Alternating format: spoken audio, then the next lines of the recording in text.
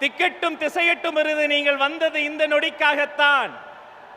இப்படி ஒரு நொடி வந்துவிடக் கூடாது. என்ன நெடுஞ்சாலையில் குழி வெட்டி எதிரிகள் சோதனை செய்தார்கள். உங்கள் சோதனைகளை உடைத்து சாதனை செய்வதில் சமர்த்தன் எங்கள் தன்னிகர் இல்லா தலைவன் தமிழக வெற்றி கழகத்தினுடைய வெற்றி தலைவர் வருகிறார். தலைமை உரை தருகிறார்.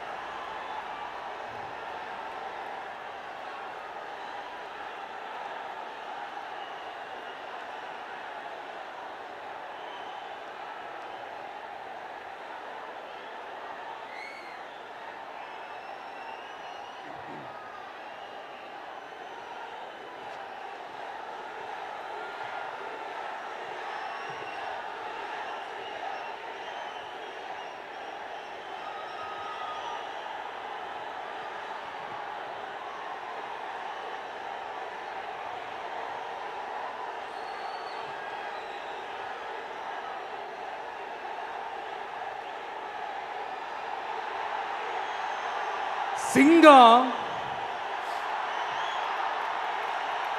ஒரு சிங்கம் எப்போ எதுலயும் பெக்யூலியர் தான். ஒரு முறை சிங்கம் கர்ஜிச்சதுன்னா அந்த சவுண்ட்ல ஒரு 8 கிலோமீட்டருக்கு சும்மா அதிரும், எல்லா திசைகளும் அதிரும். அப்படிப்பட்ட அந்த சிங்கம் வேட்டைக்கு மட்டும்தான் வெளியில வரும், வேடிக்கை பார்க்கறதுக்கெல்லாம் வெளியில வராது. வேட்டையில கூட உயிரோடு இருக்கிற மிருகங்களை தான் வேட்டையாடும். அதுலயும் பெரும்பாலும் தன்னை விட பெரிய சைஸ் உள்ள மிருகங்களை தான் குறி வச்சு தாக்கும், ஜெயிக்கும். எவ்வளவு பசியில் இருந்தாலும் உயிர் இல்லாததை கெட்டு போனதை தொட்டு கூட பார்க்காது. அப்படிப்பட்ட அந்த சிங்கம் அவ்வளவு ஈஸியா எதையும் தொடாது, தொட்டா விடாது. காட்டோட 4 பக்கமும் மார்க்கிங் மை டெரிட்டரின்னு தன்னுடைய பவுண்டரியை தானே வகுக்கும். அப்படிதான் அந்த காட்டையை தன்னோட கண்ட்ரோல்ல வச்சிருக்கும். சிங்கத்துக்கு கூட்டத்தோட இருக்கிறதுக்கும் தெரியும், தனியா இருக்கிறதுக்கும் தெரியும். அப்படியே தனியா வரணும்னு நினைச்சாலும் அஞ்சாம அலட்டிக்காம சும்மா கெத்தா தனியா வந்து அத்தனை பேருக்கும் தண்ணி காட்டும். எப்போ எதிலையும் தன்னோட தனித்தன்மையை இழக்கவே இழக்காது. Yes, a lion is always a lion.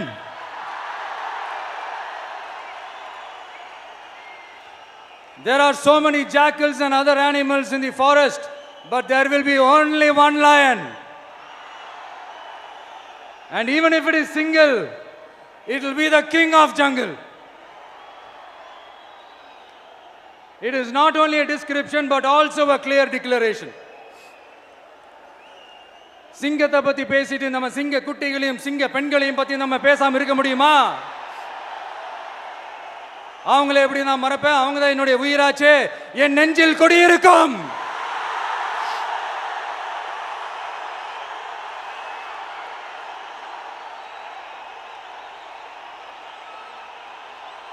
என்னுடைய தோழர்களுக்கும் தோழிகளுக்கும்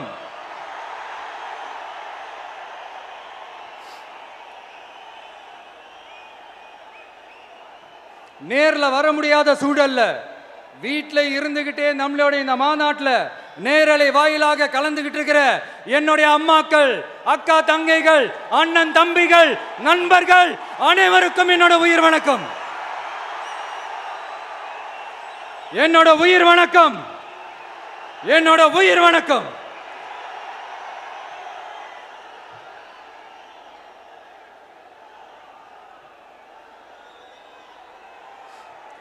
வீரம் விளையும் மாமதுரை மண்ணை வணங்குகிறேன்.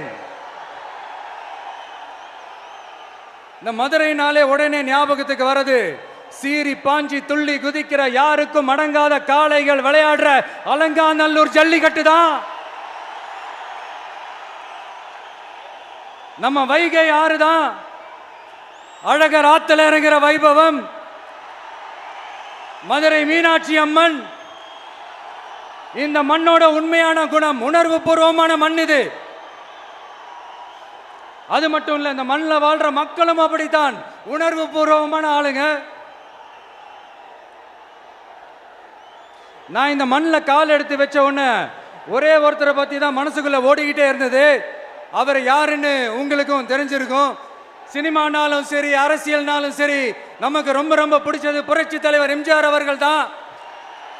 அவரோட பழகிறதுக்கு எனக்கு வாய்ப்பு கிடைக்கல. ஆனா அவரை மாதிரியே குணம் கொண்ட என்னுடைய அண்ணன் புரட்சி கலைஞர் கேப்டன் விஜயகாந்த் அவர்களோட பழகிறதுக்கு எனக்கு நிறையவே வாய்ப்பு கிடைச்சது. அவரும் இந்த மதுரை மண்ணை சேர்ந்தவர் தானே, அவரை மறக்க முடியுமா? தமிழ்நாட்டு மக்கள் உணர்வுபூர்வமா உண்மையா நம்ம பக்கத்திலே நிக்கிறவங்க, அதுக்கு ஒரு மிகப்பெரிய அடையாளம் தான் இந்த மதுரை மண். நம்ம தமிழக வெற்றி கழகம் கையில் எடுத்திருக்கிற அரசியலும் அப்படித்தான்.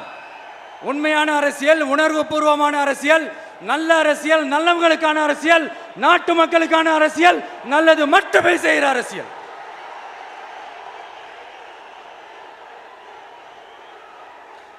இதோ நம்மளுடைய இந்த இரண்டாவது மாநில மாநாடு வாகை சூடும் வரலாறு திரும்புகிறது.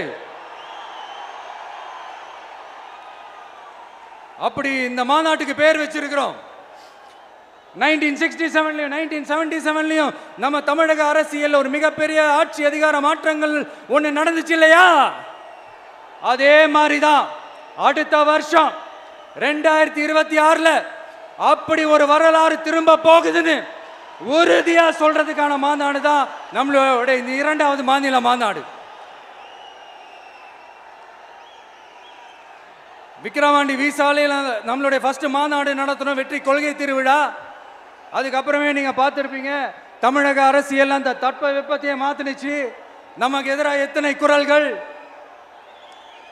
ஆனா உங்களுக்கு தான் நம்மளை பத்தி நல்லா தெரியுமே, எந்த குரலையும் காதலையே போட்டுக்காம மக்களோட குரலை மட்டுமே கேட்டுக்கிட்டு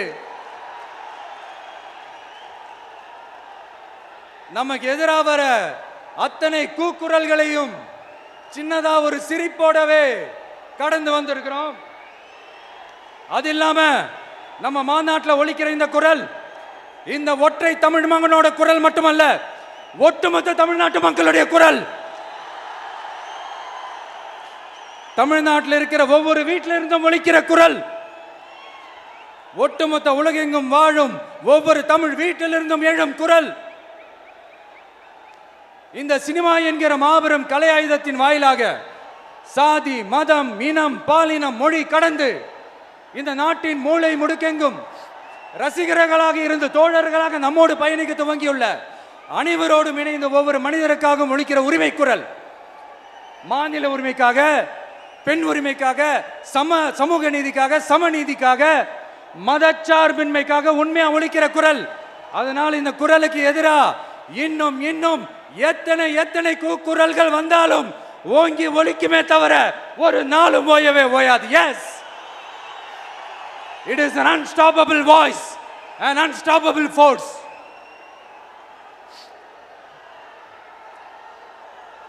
நம்ம அரசியலுக்கு வர்றதுக்கு முன்னாடி, அட இவரெல்லாம் வரமாட்டாரியா, அவரே வரல, இவரே வரல, இவருங்க வர போறாரு அப்படின்ட்டு நிறைய பேர் ஜோஷியம் சொன்னாங்க.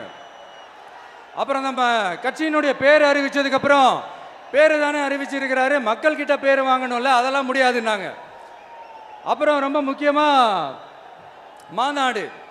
மாநாடுலாம் எவ்வளோ பெரிய விஷயம், அதெல்லாம் இவர் ஒத்தால எப்படி பண்ண முடியும், சும்மா பக்கத்தில் புஷியானதை வச்சுக்கிட்டு மாநாட்டில் எப்படி நடத்தி காட்ட முடியும், அதெல்லாம் அவங்களால முடியாது.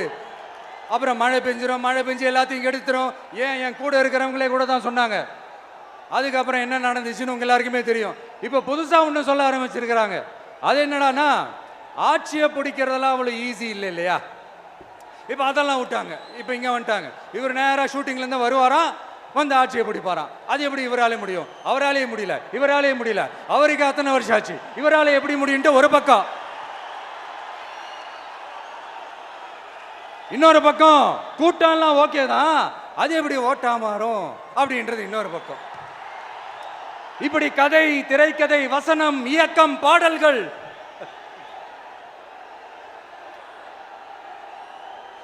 அதனால இந்த அரசியல் ஆய்வாளர்களுக்கு நான் சொல்றதெல்லாம் ஒண்ணே ஒண்ணுதான், நல்லா கேட்டுக்கங்க. இந்த விஜய் ஏதோ இந்த பல லட்சம் பேர் கூடுற கூட்டத்தில் மட்டுமே இருக்கிறாரு அப்படின்னு மட்டும் தப்பு கணக்கு போட்டாதீங்க. ஏன்னா நம்மளுடைய இந்த கூட்டம் வெறும் ஓட்டா மட்டும் இல்லைங்க, வரப்போற தேர்தலில் மக்கள் விரோத ஆட்சியாளர்களுக்கு நாம வைக்க போற வேட்டா, நம்மளை கோட்டைக்கு அனுப்ப போற ரூட்டா இருக்க போதுன்னு சீக்கிரமாவே தெரிஞ்சுப்பீங்க. ஏன்னா கோடிக்கணக்கானவங்களோட ஹார்ட்லையும் வீட்லையும் ஏற்கனவே ஆல்ரெடி உயிரா உணர்வா உறவா இருக்கிறோம். நம்மளுடைய கனெக்ட் எல்லாம் வெறும் மக்களோட மட்டும்தான். நாம யாருன்னு அவங்களுக்கு தெரியும், அவங்க யாருன்னு நமக்கு தெரியும். நாமளும் நம்ம மக்களும் எப்படி இருக்கிறோம்னு எதிரிங்களுக்கு நல்லாவே தெரியும். இருந்தாலும் இந்த விஜய் எதுக்குப்பா வந்திருக்கிறாரு, இவர் என்ன புதுசா என்ன திட்டம்லாம் சொல்லிட்டாரு அப்படின்னு வேற நிறைய கேள்விகள். இந்த சொல்றேன் தெரிஞ்சுக்கங்க. பெண் குழந்தைகள், பெண்கள் மற்றும் வயசானவங்களோட பாதுகாப்புல தான் நம்ம பிரையாரிட்டியே. அடுத்து இளைஞர்கள், உழவர்கள், உழைப்பாளர்கள், நெசவாளர்கள், மீனவர்கள், ஆதரவற்ற முதியோர்கள், மாற்றுத்திறனாளிகள், மூன்றாம் பால் இனத்தவர்கள்னு இன்னும் யாருக்கெல்லாம் கவர்மெண்டோட ஒரு ஸ்பெஷல் அட்டென்ஷன் தேவையோ அவங்க எல்லாருக்குமான ஒரு கவர்மெண்ட் அமைக்கிறது தான் நம்ம இலக்கே. நான் ஏற்கனவே சொன்னதை தான் இங்க நான் திரும்பவும் சொல்றேன். நம்மளுடைய இந்த தமிழக வெற்றி கழகம் ஏதோ அரசியல் ஆதாயத்துக்காக தொடங்கப்பட்ட கட்சியெல்லாம் கிடையாதுங்க. கொள்கை கோட்பாடுகளோடு தந்தை பெரியார், பெருந்தலைவர் காமராஜர், அண்ணல் அம்பேத்கர், வீரமங்க வேலு நாச்சியார், மக்கள் சேவகர் அஞ்சலை அம்மாள், நம்மளுடைய 5 கொள்கை தலைவர்களோட வழிகாட்டுதல்களோடு தொடங்கப்பட்ட கட்சி. நம்ம ஸ்டாண்ட்ல நாம எப்பவுமே ஸ்ட்ராங்கா தாங்க இருக்கிறோம். அதுல எந்த மாற்றத்துக்கோ எந்த சமரசத்துக்கோ துளி கூட இடமில்லை. நம்மளுடைய ஒரே கொள்கை எதிரி பாஜக தான். நம்மளுடைய ஒரே அரசியல் எதிரி திமுக தான். எப்படி? நம்மளுடைய ஒரே கொள்கை எதிரி, நம்மளுடைய ஒரே அரசியல் எதிரி ஏதோ இந்த அண்டர் கிரவுண்ட் ஆதாயத்துக்காக டீல் போட்டுக்கிட்டு, டீல் பேசிக்கிட்டு, இந்த அலையன்ஸ் வச்சுக்கிட்டு இந்த ஊரை ஏமாத்துற கட்சி எல்லாம் நம்ம டிவிக்கே கிடையாதுங்க. யாருக்காகவும் எதுக்காகவும் எந்த பயமும் கிடையாது. மாபெரும் பெண்கள் சக்தி நம்மளோட இருக்கிறாங்க, மாபெரும் இளைஞர்கள் சக்தி நம்மளோட இருக்கிறாங்க, ஒட்டுமொத்த தமிழ்நாட்டு மக்களுடைய சக்தி நம்மளோட நிற்கிறாங்க. அப்படி இருக்கும்போது இந்தியாவில் இருக்கிற எல்லா ஸ்டேட்லையும் வாழ்ற நம்ம தமிழ் நெஞ்சங்கள் மட்டும் இல்ல, உலகம் பூரா 100க்கும் மேலான நாடுகள்ல வாழ்ற நம்ம தாய் தமிழ் உறவுகள் எல்லாருமே என்ன விஜய் தளபதி விஜய் இல்லைன்னா விஜய் தளபதி இப்படி சொந்தம் கொண்டாடுற கோடிக்கணக்கானவங்களோட அன்பு மாசியும் நம்மளோட இருக்கும்போது, இவங்க எல்லாருமே நம்மளோட நிற்கும் போது எதுக்குங்க இந்த பாசிச பாஜகவோட நேரடி கூட்டணியோ இல்ல மறைமுக கூட்டணியோன்னு உறவு வச்சுக்க? நாம என்ன உலகமாக ஊழல் கட்சி என்ன?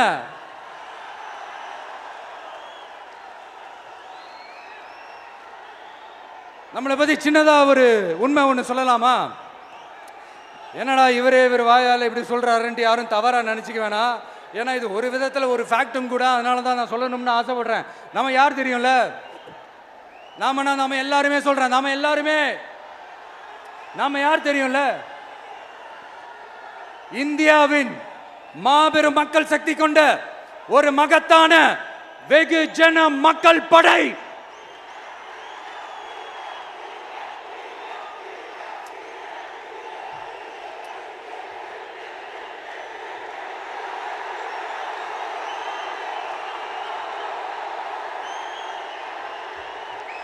அதனால நம்ம தலைமையில நாம் அமைக்க போற இந்த உண்மையான மக்களாட்சிக்கான அச்சாரமாக மாபெரும் மக்கள் சக்தியே அணி அணியாக நம்மளோட திரண்டு நிக்கிறப்போ இந்த அடிமை கூட்டணியில சேர வேண்டிய அவசியம் நமக்கு இருக்குங்க. நம்மளுடைய இந்த கூட்டணி சுயமிழந்த கூட்டணியெல்லாம் இருக்காது, சுய மரியாதை கூட்டணியாக தான் இருக்கும். இந்த ஒரு பக்கம் RSS கிட்ட அடிபணிஞ்சுக்கிட்டு, இன்னொரு பக்கம் மதச்சார்பற்ற கூட்டணின்னு இந்த மக்களை ஏமாத்துற கூட்டணியெல்லாம் நம்ம கூட்டணி இருக்காது.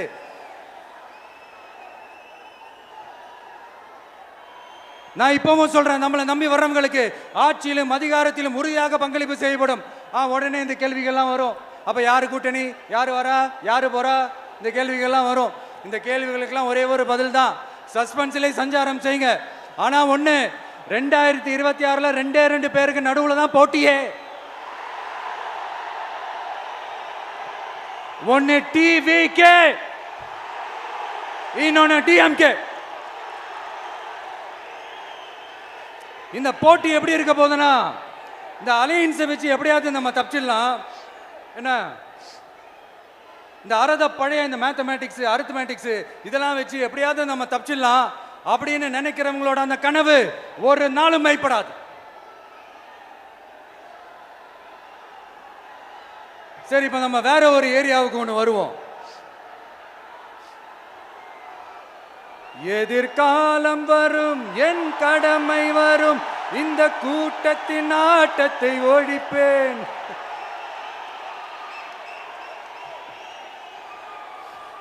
மக்கள் அரசியல் என்ற அந்த சவுக்க கையில் எடுக்கலாமா? யாருக்கு எதிரான தானே கேட்கிறீங்க? வேற யாரு? மறைமுக உறவுக்காரர்களான பாசிச பாஜகவும் பாய்சன் திமுகவும் தான். மாண்புமிகு பிரதமர் நரேந்திர மோடிஜி அவர்களே 3வது முறையா ஒன்றியத்தோட ஆட்சி அதிகாரத்தை நீங்க தானே கையில் வச்சிருக்கிறீங்க. இல்ல, நாங்க தெரியாம தான் கேட்கிறோம். நீங்க ஆட்சிக்கு வந்தது ஒட்டுமொத்த மக்களுக்கும் நல்லது செய்யவா, இல்ல நம்மளுடைய இந்த இஸ்லாமிய நண்பர்களுக்கும் இஸ்லாமிய தோழர்களுக்கும் எதிராக சதி செய்யவா? மக்களுக்கு உங்ககிட்ட கேட்கறதுக்குன்னு ஏராளமான கேள்விகள் இருக்குது. அதனால அவங்க சார்பா, அவங்கள ஒருத்தனா, அவங்களோட ஒரு உண்மையான ஒரு பிரதிநிதியா உங்ககிட்ட சில கேள்விகள் கேட்கணும். மிஸ்டர் பிரைம் மினிஸ்டர் அவர்களே, நம்ம தமிழ்நாட்டு மீனவர்கள் கிட்டத்தட்ட ஒரு 800 பேருக்கு மேல இலங்கை கடற்படையால தாக்கி அழிக்கப்பட்டிருக்கிறாங்க. அதை கண்டிக்கிறதுக்காக உங்களை பெருசா எதுவும் செய்ய சொல்லல, சின்னதா ஒண்ணு மட்டும் செஞ்சு கொடுங்க. இனிமேலாச்சும் எங்களுடைய மீனவர்கள் பாதுகாப்பா இருக்கிறதுக்காக இந்த கச்சத்தீவை இலங்கை கிட்ட இருந்து மீட்டு கொடுத்துருங்க, அது போதும். உங்களுடைய இந்த முரட்டு பிடிவாதத்தால நீங்க நடத்துற இந்த நீட்டு தேர்வு, அதனால இங்க என்னென்ன நடக்குதுன்னு சொல்றதுக்கே மனசு வலிக்குது. அதனால அந்த நீட்டு தேர்வு தேவையில்லைன்னு அறிவிச்சிருங்க, அது போதும்.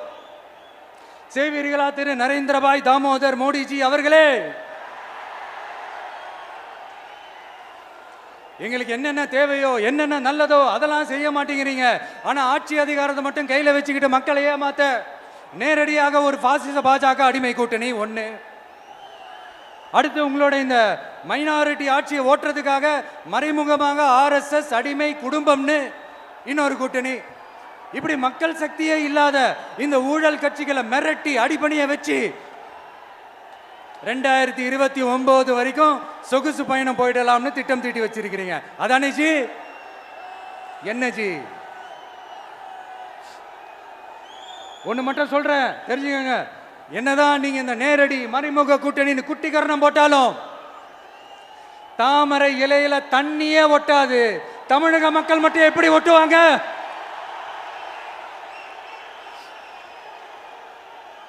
இங்க ஒரு MP சீட்டு கூட தரலன்றதுக்காக தமிழ்நாட்டுக்கும் தமிழ்நாட்டு மக்களுக்கும் எதுவுமே செய்யாம ஓரவஞ்சனை செய்யுது இந்த ஒன்றிய பாஜக அரசு. சங்கம் வச்சு தமிழ் வளர்த்த மண் இந்த மதுரை மண். அதனால இங்க அந்த கீழடியில கிடைச்ச ஆதாரங்களை எல்லாம் மறைச்சிட்டு எங்க நாகரிகத்தையும் எங்க வரலாறையும் அழிக்கிறதுக்காக உள்ளடி வேலை செய்யலாம்னு நினைக்கிறீங்க. தமிழ்நாட்டை தொட்ட என்ன நடக்கும் நீங்க பல உதாரணங்கள் இருக்குது. அதனால இதையெல்லாம் மறைச்சிட்டு எங்க மக்களை ஏமாத்திடலாம்னு மட்டும் நினைக்காதீங்க. மத நல்லிணக்கத்திற்கு பெயர் பெற்ற இந்த மதுரை மண்ணிலிருந்து சொல்றேன், உங்க எண்ணமெல்லாம் ஒரு நாளும் ஈடேறாது.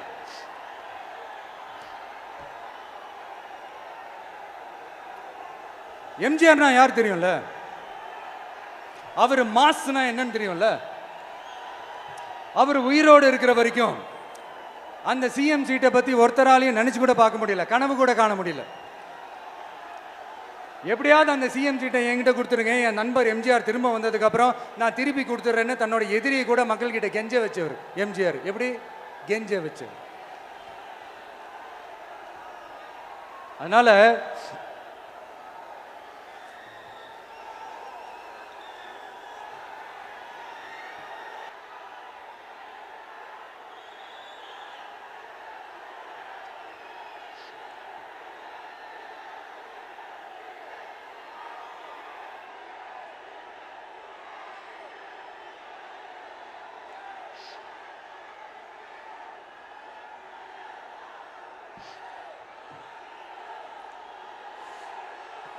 ஆனா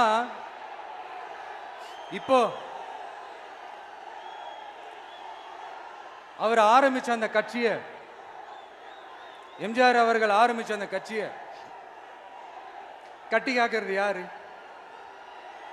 இன்னைக்கு அந்த கட்சி எப்படி இருக்குது அதை நான் சொல்லிதான் உங்களுக்கு தெரியணுமா என்ன? அப்பாவி தொண்டர்கள் அதை வெளியில சொல்ல முடியாம வேதனையில தவிக்கிறாங்க. 2026 சட்டமன்ற தேர்தலில் யாருக்கு ஓட்டு போடணும், எப்படிப்பட்ட ஆட்சி இங்கே அமையணும்னு அந்த அப்பழுக்கற்ற அந்த தொண்டர்களுக்கும் ரொம்ப நல்லாவே தெரியும். அதனால என்ன வேஷம் போட்டுக்கிட்டு பாஜக இங்கே தமிழ்நாட்டுக்குள்ள வந்தாலும் அவங்க வித்தை எல்லாம் இங்கே வேலைக்கே ஆகாது. இப்படி பொருந்தா கூட்டணியா இந்த பாஜக கூட்டணி இருக்கிறதுனால இப்ப ஆட்சியில இருக்கிற இந்த வெற்றி விளம்பர மாடல் திமுக என்ன செய்யுதுன்னு தெரியும்ல? பாஜகவோட உள்ளுக்குள்ள ஒரு உறவை ஒன்று வச்சுக்கிட்டு வெளியில் எதிர்க்கிற மாதிரி ஒரு ட்ராமா ஒன்று பண்ணிக்கிட்டு, எதிர்கட்சியாக இருந்தால் போங்க மோடின்னு பலூன் விடுறது, ஆளுங்கட்சியாக இருந்தால் வாங்க மோடின்னு கொடை பிடிச்சிக்கிட்டு கும்பிடு போடுறது. இது மட்டுமா? ஒரு ரைடுன்னு ஒன்று வந்துட்டா போதும், இது வரைக்கும் போகவே போகாத ஒரு மீட்டிங், அதை காரணம் காட்டி டெல்லிக்கு போகிறது, அங்கே ஒரு சீக்ரெட் மீட்டிங் நடத்துறது. நல்லா நோட் பண்ணணும் மக்களே, அந்த மீட்டிங் அப்புறம் இந்த இஷ்யூ அப்படியே காணாமல் போயிருக்குமே. அதேதான் Stalin uncle, what uncle is very wrong uncle.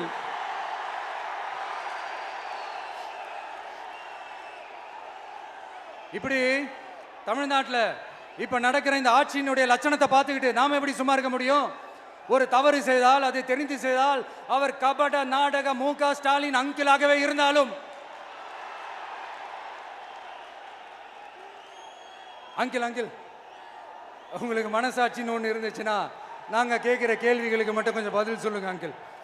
நீங்கள் நடத்துகிற இந்த ஆட்சியில் நேர்மை இருக்கா, நியாயம் இருக்கா, ஊழல் இல்லாமல் இருக்கா, சட்டம் ஒழுங்கு சரியா இருக்கா, பெண்களுக்கு பாதுகாப்பு இருக்கா, பொதுமக்களுக்கு பாதுகாப்பு இருக்கா, இயற்கை வளங்களுக்கு பாதுகாப்பு இருக்கா? சொல்லுங்க மை டியர் அங்கிள், சொல்லுங்க. டாஸ்மாக்ல மட்டுமே இது வரைக்கும் 1000 கோடிக்கு மேல ஊழல்னு சொல்றாங்க.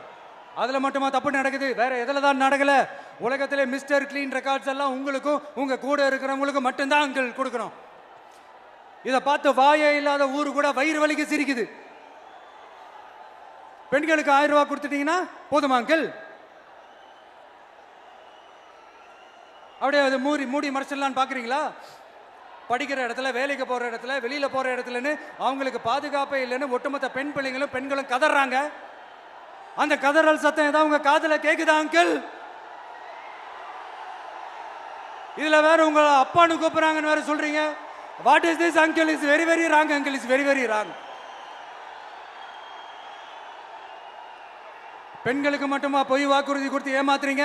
அரசு ஊழியர்கள், ஆசிரியர்களை ஏமாத்துறீங்க, விவசாயிகளை ஏமாத்துறீங்க, பரந்தூர்ல பாதிப்பே வராதுன்னு சொல்லி ஏமாத்துறீங்க, மீனவர்களை ஏமாத்துறீங்க, போதைப் பொருள் கலாச்சாரத்தை ஒழிக்காம ஏமாத்துறீங்க. ஐயோ ஐயோ ஐயோ, very very first uncle, very very first. எப்படி கேட்டாலும் இவங்க கிட்ட இருந்து எந்த பதிலும் வரப்போறதில்லை. ஏன்னா இருந்தா தானே. இப்ப ஆட்சியில இருக்கிற நம்மளுடைய அங்கிள் பதில் சொல்றது இருக்கட்டும். மக்களை நீங்க சொல்லுங்க, நீங்க உண்மையை சொல்லுங்க. செய்வோம் செய்வோம் செய்வோம் செய்வோம்னு சொன்னாங்களே, சொன்னதெல்லாம் செஞ்சாங்களா? உங்களை தான் கேட்கிறேன், சொன்னதெல்லாம் செஞ்சாங்களா? சத்தமா சத்தமா மை டியர் அங்கிள், கேக்குதா? மக்களோட சத்தம் கேக்குதா? இது வெறும் சாதாரணமான முழக்கம் தான். கூடிய சீக்கிரம் மக்களை போய் சந்திக்க போறேன், அவங்களோட மனசு விட்டு பேச போறேன். அதுக்கப்புறம் இந்த சாதாரணமான முழக்கம் இடி முழக்கமா மாறும். அத்தோட நிக்காது, அந்த இடி முழக்கம் தமிழ்நாட்டோட போர் முழக்கமா மாறும். அந்த போர் முழக்கம் உங்களை ஒரு நிமிஷம் கூட தூங்க விடாது. நடக்குதா இல்லையான்னு பாருங்க. என்னடா இவன் இவ்வளோ ஸ்ட்ராங்கா சொல்றானேன்னு பாக்குறீங்களா? எல்லாரும் கட்சி ஆரம்பிச்சதுக்கு அப்புறம் தான் ஒவ்வொரு வீட்டுக்குள்ளேயும் போறதுக்கு ட்ரை பண்ணுவாங்க. ஆனா நாங்க அப்படி இல்லை. ஒவ்வொரு வீட்டுக்குள்ளேயும் போனதுக்கு அப்புறம் தான் கட்சியாவே ஆரம்பிச்சிருக்கிறோம்.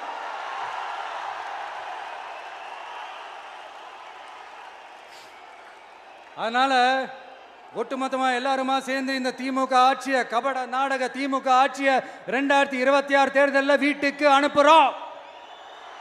வீட்டுக்கு அனுப்புறோம். என்ன நண்பா, சரிதானே? என்ன நண்பி, செய்வீர்கள் தானே? இப்போ உங்களுக்கு சின்னதா ஒரு சர்ப்ரைஸ். நம்ம கட்சியினுடைய வேட்பாளர் பட்டியலை இப்ப நான் அறிவிக்க போறேன். மதுரை கிழக்கு வேட்பாளர் விஜய். இன்னும் முடிக்கல. ஒரு நிமிஷம், இன்னும் முடிக்கல. மதுரை மேற்கு வேட்பாளர் விஜய். மதுரை மத்தி வேட்பாளர் விஜய். மதுரை தெற்கு வேட்பாளர் விஜய். மதுரை வடக்கு வேட்பாளர் விஜய். மேலூர் விஜய். சோழவந்தான் விஜய். திருப்பரங்குன்றம் விஜய். திருமங்கலம் விஜய். உசிலம்பட்டி விஜய்.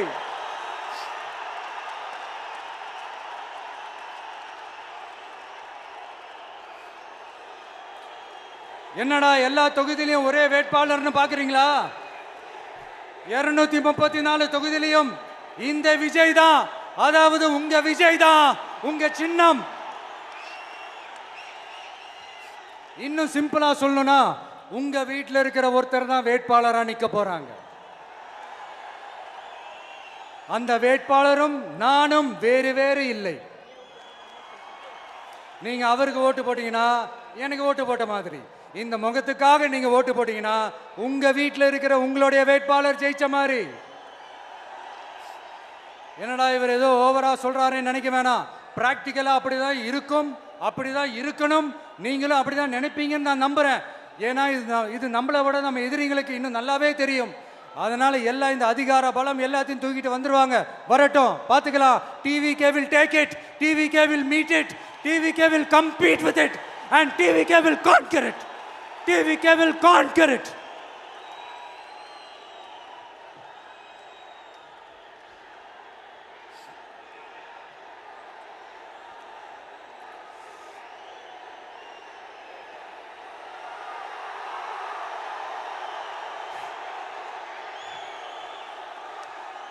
இந்த நேரத்தில் நம்ம மனசுல இருக்கிறத மக்கள் கிட்ட சொல்லி ஆகணும்.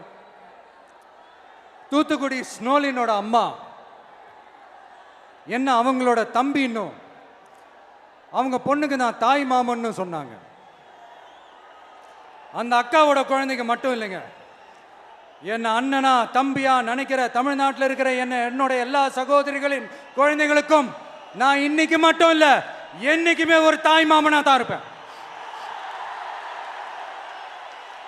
நீங்க எல்லாரும் என்னுடைய ரத்த உறவு, கூட பிறந்த பொறுப்பு.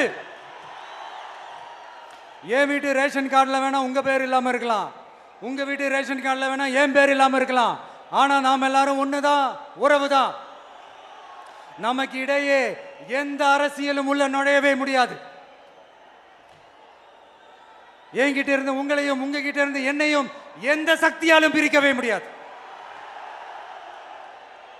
அப்புறம் நான் ஒன்றும் இந்த மார்க்கெட் போனதுக்கு அப்புறம், ரிட்டையர் ஆனதுக்கு அப்புறம் அடைக்கலம் தேடி அரசியலுக்கு வரல. படைக்கலனோட வந்திருக்கிறோம். பவர்ஃபுல் ஃபோர்ஸோட, மாபெரும் படை வரிசையோட, எல்லாத்துக்கும் தயாராகி தான் வந்திருக்கிறோம்.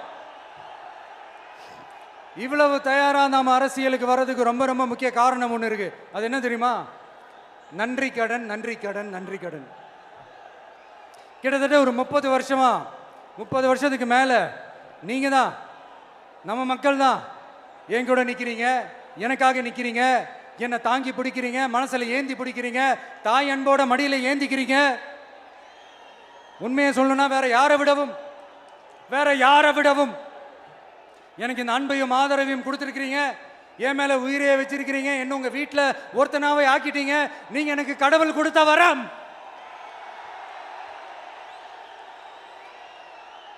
உலகம் பூரா நமக்காக நம்ம கூட நிக்கிற நம்ம மக்களை நான் எப்படி மறப்பேன்?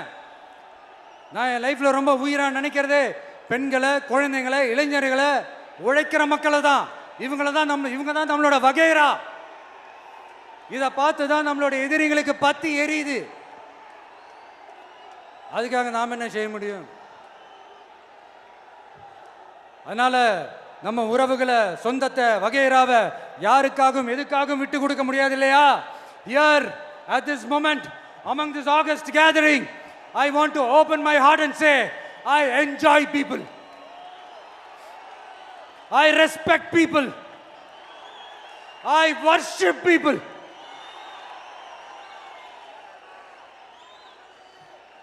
சரிப்பா, இவ்வளவு செஞ்ச நம்ம மக்களுக்கு நன்றி கடனா உன்னால முழுமையா செலுத்த முடியுமான்னு கேட்டா சத்தியமா சொல்றேன், என்னால முடியாதுதான். இன்னும் எத்தனை ஜென்மம் எடுத்தாலும் அந்த நன்றி கடனை என்னால தீர்க்கவே முடியாது. அப்புறம் என்ன மானாவுக்கடா நீ வந்திருக்க அதானே கேட்குறீங்க? மைண்ட் வாய்ஸ் கேட்ட மாதிரி இருந்தது. வாழ்நாள் முழுக்க நம்ம மக்களுக்காக ஆதரவா துணையா நிக்கிறத தவிர, அவங்களுக்காக உழைக்கிறத தவிர எனக்கு வேற எந்த எண்ணமும் இல்லை. எனக்கு இப்ப வேற வேலையும் இல்லை. இனிமே எனக்கு இதுதான் என் வேலையே, என் கடன். இனி என் மக்களுக்கு பணி செய்து கிடப்பதே.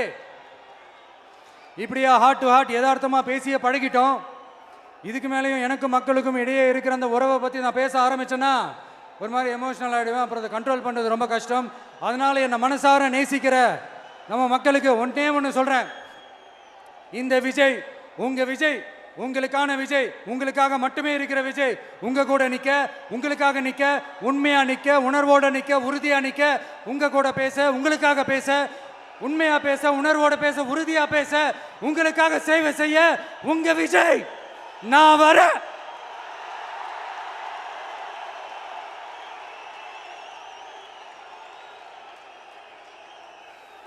சொல்லல முக்கியம், செயல் செயல் செயல் தான் முக்கியம்.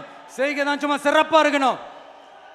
நான் ஆட்சிக்கு வந்தேன்னா சும்மா அது செய்வேன், இது செய்வேன், நல்லது செய்வேன், உருட்டுவேன், புரட்டுவேன், அதெல்லாம் கிடையாது.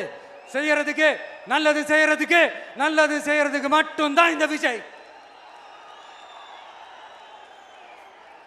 அப்புறம் ஒரு அரசியல் தலைவன் அவன் சினிமாக்காரனா, நல்லவனா, கெட்டவனா, இதெல்லாம் தாண்டி அவன் உண்மையானவனா, அதுதான் ரொம்ப ரொம்ப முக்கியம். இது சம்பந்தமா ஒரு குட்டி கதை ஒன்று சொல்றேன். ஒரு நாட்டில் ஒரு ராஜா தனக்கு பக்கபலமா இருக்கிறதுக்காக, கூட துணையா இருக்கிறதுக்காக ஒரு தளபதியை தேடுறாரு. சரியான தகுதிகளோட ஒரு 10 பேர் செலக்ட் ஆகுறாங்க. ஆனால் அதில் ஒருத்தர் மட்டும் தான் செலக்ட் பண்ணணும். அதனால் அந்த ராஜா என்ன பண்ணுறாருன்னா ஒரு டெஸ்ட் வைக்கிறாரு. அந்த 10 பேர் கையிலையும் விதை நெல்லை கொடுத்து இதை நல்லா வளர்த்து கொண்டு வாங்க, ஒரு 3 மாதம் கழிச்சு வாங்கன்னு சொல்லி அனுப்பி வச்சிடுறாரு. 3 மாதம் கழிச்சு வரும்போது அதில் ஒருத்தர் ஆள் உயரத்துக்கு வளர்த்துருந்தாரு, ஒருத்தர் தோல் உயரத்துக்கு வளர்த்துருந்தாரு. அதில் ஒரு 9 பேரும் நல்லா வளர்த்து கொண்டு வந்திருந்தாங்க. ஒருத்தர் மட்டும் வெறும் தொட்டியோடவே வந்தார். என்னன்னு கேட்டதுக்கு, நானும் தண்ணி ஊற்றி ஊற்றி பார்க்குறேன், உரம் வச்சு வச்சு பார்க்குறேன், வளரவே மாட்டேங்குது ராஜா, என்ன பண்ணுறதுன்னு தெரியலன்னு சொன்னதுக்கு ராஜா அவரை கட்டி அணைச்சிக்கிட்டு, இனிமே நீதான் என்னுடைய தளபதி, எல்லா அதிகாரமும் உனக்கு தான் சொன்னார். ஏன்னா அந்த 10 பேர் கையிலையும் ராஜா கொடுத்தது அவித்த விதை நெல், அது முளைக்கவே முளைக்காது. அந்த 9 திருட்டு பயலும் என்ன பண்ணியிருக்காங்கன்னா வேற விதை நெல்லை வாங்கி அதை வளர்த்துட்டு ராஜாவையும் மக்களையும் ஏமாத்திருக்கிறாங்க. ஆனால் இவர் மட்டும் உண்மையை போட்டு உடைச்சிட்டார். அதனால ஒரு நாட்டுக்கு திறமை எந்த அளவுக்கு முக்கியமோ அந்த அளவுக்கு உண்மையும் நேர்மையும் முக்கியம். இப்போ நீங்க எல்லாரும் தான் அந்த ராஜா. நீங்க தேர்ந்தெடுக்க போற அந்த தளபதி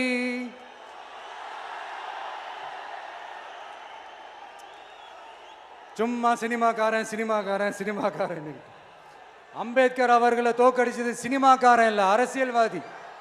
காமராஜர் அவர்களை தோக்கடிச்சது இங்க விருதுநகர் பகுதியில் தோக்கடிச்சது சினிமாக்காரன் இல்ல, இன்னொரு அரசியல்வாதி. இன்னைக்கும் நம்ம கூட வாழ்ந்துட்டு இருக்கிற நல்ல கண்ணு ஐயாவை தோக்கடிச்சது சினிமாக்காரன் இல்ல, அரசியல்வாதி. இப்படிப்பட்ட நல்ல நல்ல தலைவர்களை எதிர்த்து நின்று தோக்கடிக்கணும்னு அந்த எண்ணத்தை உருவாக்குனது சினிமாக்காரன் இல்ல, அரசியல்வாதி. அதனால எல்லா அரசியல்வாதியும் அறிவாளியும் கிடையாது, எல்லா சினிமாக்காரனும் முட்டாளும் கிடையாது. கான்பிடண்டா இருங்க, நல்லதே நடக்கும், வெற்றி நிச்சயம். மீண்டும் சந்திக்கும் வரை நன்றி, வணக்கம்.